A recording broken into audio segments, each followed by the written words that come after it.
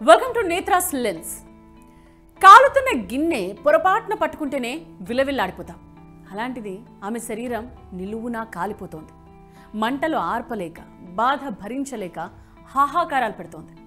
కంట కన్నీరు కూడా ఆవిరయ్యేంత వేడి. అరిచిన అర నిమిషానికే ఆ గొంతు మూగబోయింది.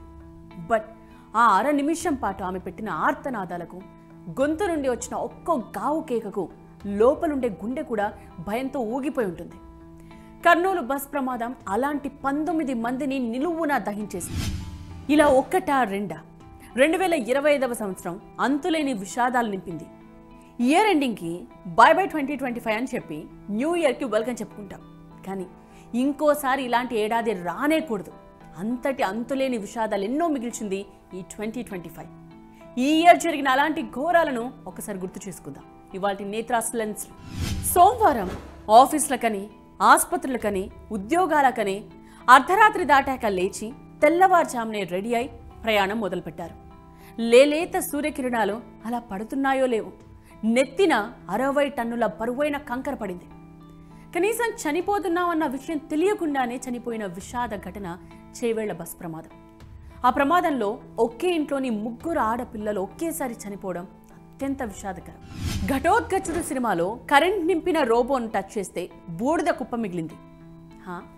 సినిమాలో కాబట్టి అలా, కానీ నిజంగా అలా బూడిద అవుతారా అనుకుంటారు కొందరు. బట్ అది నిజం. అలా జరుగుతుంది, జరిగింది కూడా.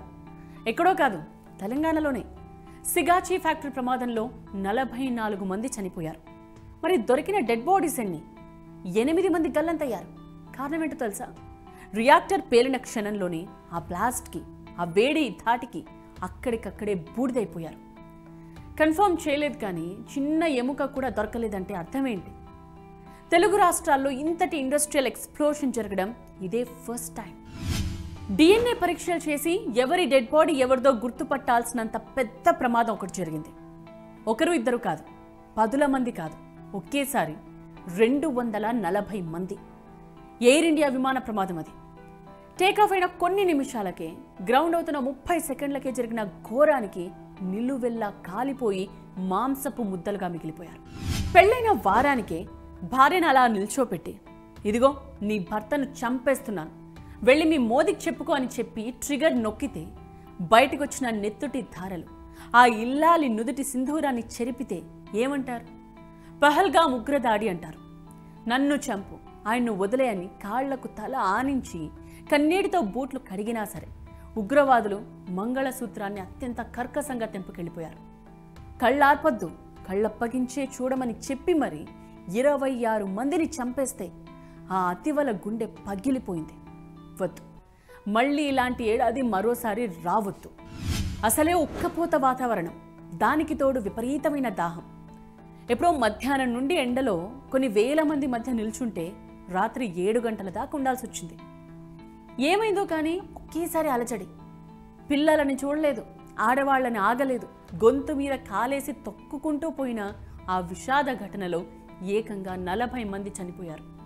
తమ అభిమాన హీరో విజయ్ రాజకీయ నాయకుడయ్యాడని చూడటానికి వెళ్లినందుకు ఈ ఘోరం జరిగింది.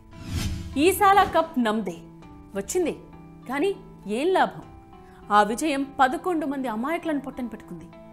ఆర్సీబీ విజయోత్సవ ర్యాలీలో జరిగిన తొక్కిసలాట యావత్ క్రీడా ప్రపంచాన్ని విషాదంలో ముంచేసింది.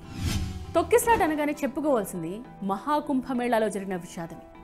ఉదయాన్నే పవిత్ర స్నానం చేద్దామని అలా ఒళ్ళు వాల్చి కళ్ళు మూశారు, అంతే. ఏకంగా 82 మంది శాశ్వతంగా కళ్ళు మూశారు. శనివారపు ఏకాదశి నాడు, అందున కార్తీక మాసంలో ఆ వైకుంఠనాథుని దర్శించుకుంటే పుణ్యమని చెప్పి తలారా స్నానం చేసి గుడికి వెళ్లారు. ఇక అట్నుండటే శ్మశాన వాటికకు తీసుకెళ్లాల్సి వచ్చింది. శ్రీకాకుళం జిల్లా కాశీబుగ్గలో జరిగిన తొక్కిసలాటలో 11 మంది మరణం గుండెలు పిండేసింది. ఇక ఢిల్లీ రైల్వే స్టేషన్లో జరిగిన తొక్కిసలాటలో అయితే 18 మంది చనిపోయారు. ఇలా ఒక్కటా రెండా చెబుతూ పోతే ఎపిసోడ్స్ చాలావేమో, కానీ ఇక్కడ ఉద్దేశం ఎన్ని విషాదాలు, ఎంతమంది చనిపోయారు అన్నది కాదు. వద్దు, ఇలాంటి ఏడాది మరోసారి రావద్దు అని కోరుకోవడమే మెయిన్ పర్పస్. ఇది వాటి నేత్రాస్ లెన్స్. నేత్ర.